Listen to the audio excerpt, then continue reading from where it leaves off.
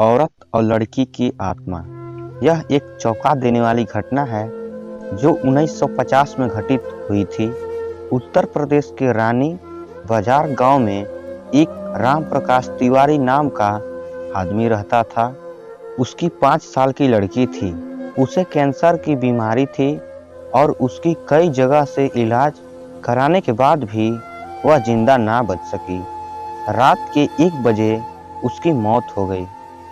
उसी रात को एक दूसरे गांव में मोहिनी नाम की एक औरत की ट्रक से टकराने की वजह से मौत हो गई।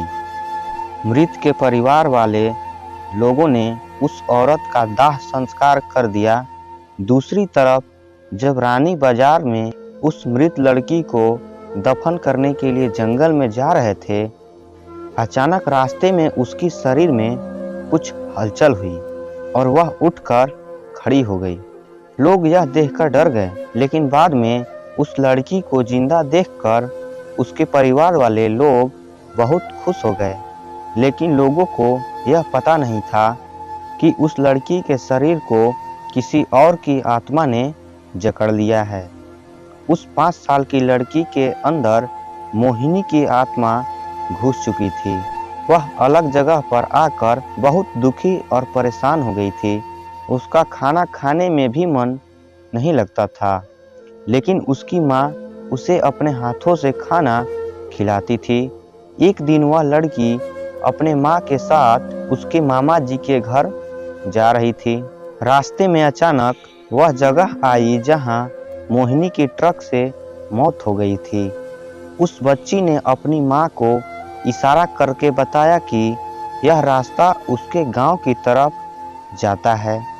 उसकी माँ ने उसकी बातों को अनसुना कर दिया और अपने मामा जी के घर पहुंच गई। उसके मामा जी के घर के पास मोहिनी के गांव की एक औरत सिमरन किसी काम से आई हुई थी।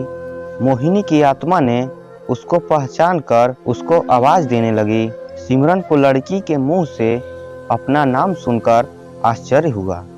सिमरन के पूछने पर उस लड़की ने उसको अपनी पूरी घटना बता दी और बोली कि मेरी मौत से पहले ही मेरे घर वाले ने मुझे जला दिया और इस बच्ची की खाली शरीर को देखकर मैं इसमें रहने लगी।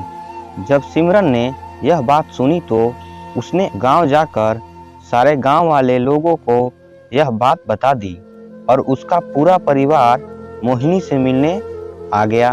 उस लड़की ने सबको पहचान लिया और वह अपने पूरे परिवार के साथ अपने गांव चली गई और उसने वापस रानी बाजार आने के लिए मना कर दिया, लेकिन लोगों को समझाने पर वह मान गई।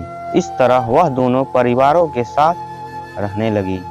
इस कहानी से पता चलता है कि कभी किसी का अधूरी इच्छा पूरी ना हुई हो तो उसकी आत्मा किसी और के शरीर में जा सकती है। तो मेरे प्यारे दोस्तों, कैसी लगी आपको हॉरर स्टोरी, आप कमेंट बॉक्स में बताएं और ऐसी ही भूतिया कहानी सुनने के लिए हमारे चैनल को सब्सक्राइब करें। तब तक के लिए जय हिंद।